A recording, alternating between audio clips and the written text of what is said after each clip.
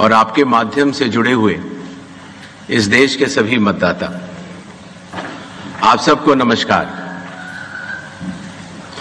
आज हम सब स्पेशल इंटेंसिव रिवीजन के दूसरे चरण के रोल आउट के संबंध में आयोजित इस प्रेस कॉन्फ्रेंस में उपस्थित हैं।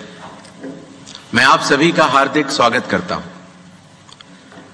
सबसे पहले मैं लोक आस्था और सूर्य उपासना के महापर्व छठ पूजा के इस पावन अवसर पर बिहार के सभी मतदाताओं को हार्दिक शुभकामनाएं देता हूं।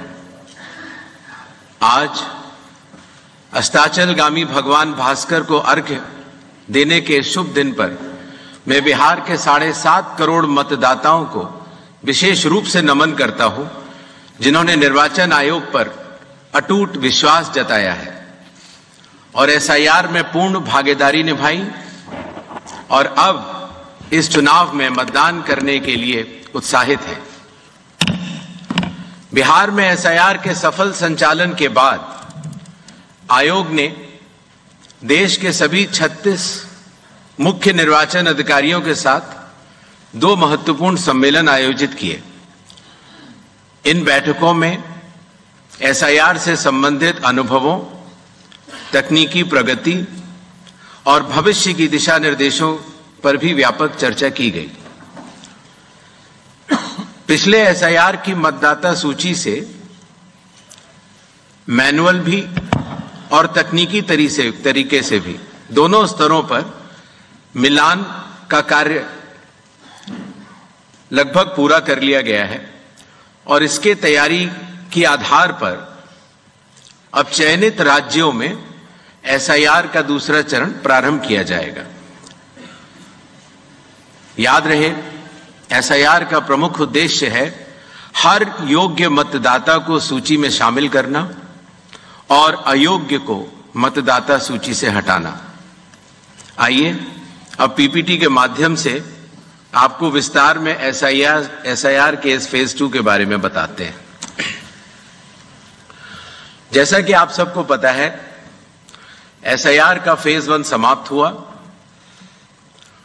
और इस चरण की सबसे बड़ी खूबी यह रही कि बिहार के 7.5 करोड़ मतदाताओं ने बढ़ चढ़कर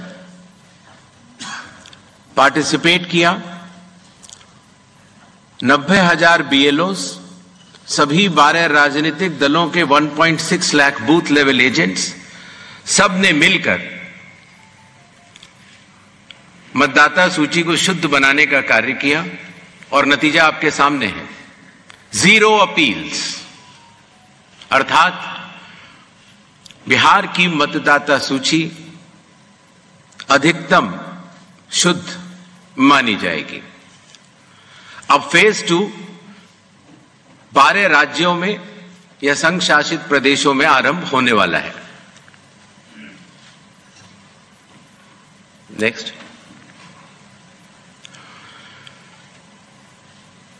किसी भी मतदाता के लिए जो उसकी अर्हताएं हैं वो संविधान के अनुच्छेद 326 में लिखी गई हैं, अर्थात भारत का नागरिक होना, कम से कम आयु 18 वर्ष की होना, उस विधानसभा क्षेत्र का सामान्य निवासी होना और किसी अन्य कानून से उसको डिस्क्वालीफाई न किया गया हो।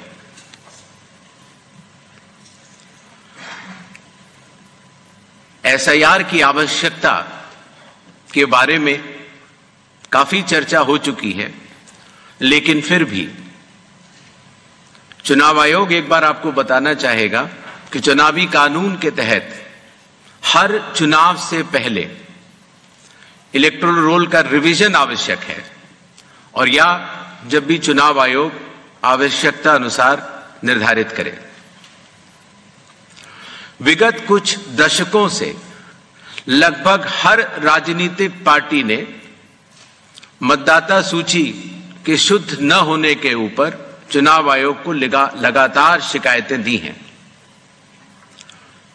पहले सन 1951 से लेकर 2004 तक लगभग 8 बार स्पेशल इंटेंसिव रिवीजन इस देश में चुनाव आयोग ने कराया है और आखिरी इंटेंसिव रिवीजन लगभग 21 साल पहले 2002 से लेकर 2004 की मियाद में पूरा किया गया था।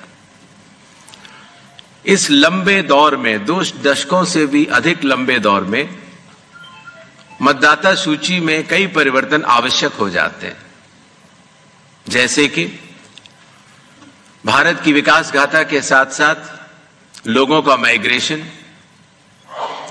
माइग्रेशन के साथ साथ कई बार उनका वोट पुरानी जगह भी बना रह जाता है और नई जगह भी बन जाता है, अर्थात एक से जगह ज्यादा रजिस्टर होने वाले वोटर्स,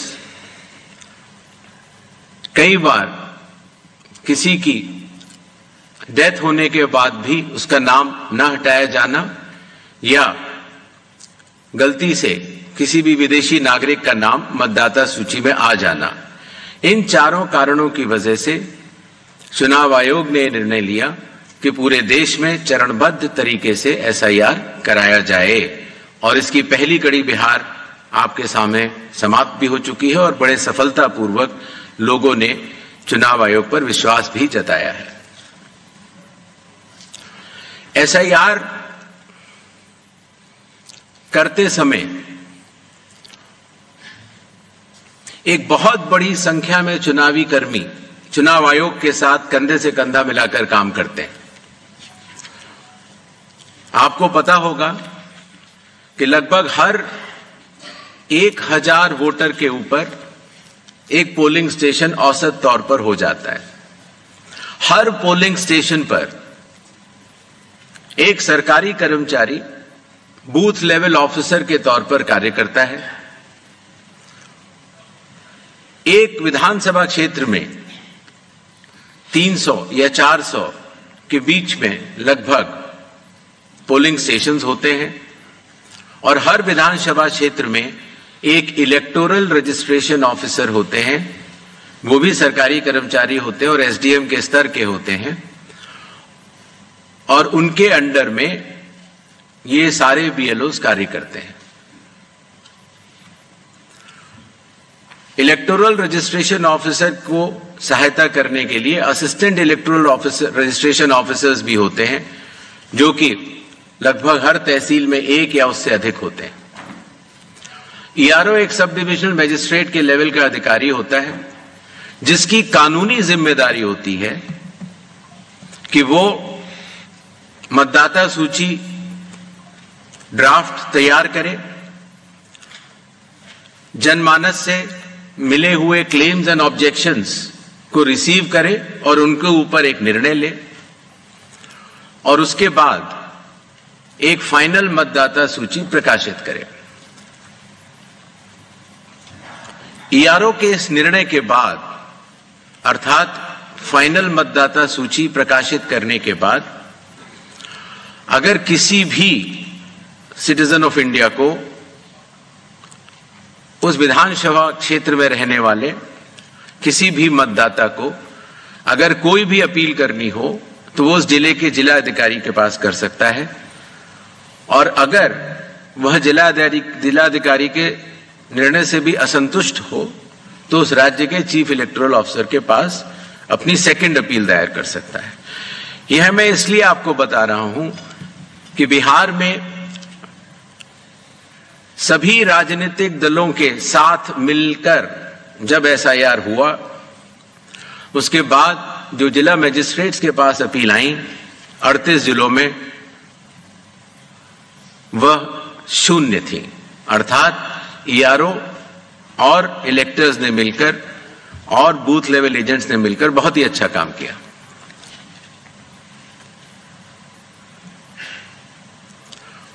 एसआईआर के समय ईआरओज और एईआरओज मिलकर सबसे पहला जो काम करेंगे वो इन्यूमरेशन फॉर्म्स को प्रिंट करेंगे। जिन राज्यों में एसआईआर हो रहा है या अभी होने वाला है, उनकी मतदाता सूची आज रात को 12 बजे फ्रीज कर दी जाएगी और उन हर मतदाता को जिसका नाम उस सूची में है उसको एक यूनिक इन्यूमरेशन फॉर्म प्रिंट करके बीएलओ उसके घर देने जाएंगे। इन्यूमरेशन फॉर्म में वो आवश्यक डिटेल्स होंगे जो कि आज की मतदाता सूची में हैं। जब बीएलओ फॉर्म्स डिस्ट्रीब्यूट करना शुरू करेंगे एग्जिस्टिंग इलेक्टर्स को, उसके बाद इन्यूमरेशन फॉर्म में जिसका भी नाम है वो उसको लिंक करने का प्रयास करेंगे कि क्या उन्हीं का नाम 2003 की सूची में था। अगर था तो उनको कोई भी कागज और नहीं देने होंगे। इसी तरीके से अगर उनका नाम स्वयं नहीं था और उनके पिताजी या माताजी का नाम था तो भी उनको कोई और कागज नहीं देने होंगे। तो ये लिंकिंग और मैचिंग